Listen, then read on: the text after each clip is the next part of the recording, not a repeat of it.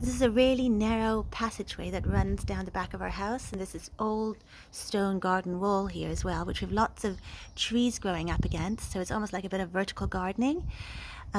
This one in particular is really beautiful. It's a jasmine, and as you can see, it's been woven into the trellis, so it's interesting, but I would like to replace the trellis at some point. It's quite well woven in, so it'll be a bit tricky to do that, I think. Not quite sure how I'll go about that. But usually the leaves come up and sort of cover it, and then there's lots of white flowers that really smell beautiful, so that's going to be later on in the year. At the moment it's still quite dry and a few sticks there.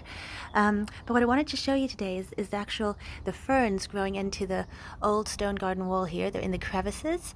They tend to die down during the winter and then come back and sort of start unfurling themselves around now. And you can see that's also happening over here. Got some little fiddleheads, as they're also called. Really, really beautiful things. And they don't need any care at all. They're really easy. They just sort of mind themselves. I'll show you, there's a few more over here. This one in particular here, this one is the Maidenhair Spleenwort. It's really stunning. I just love the colors. It's so vibrant and green and just really beautiful patterns there. Really stunning one. There's a few of them here.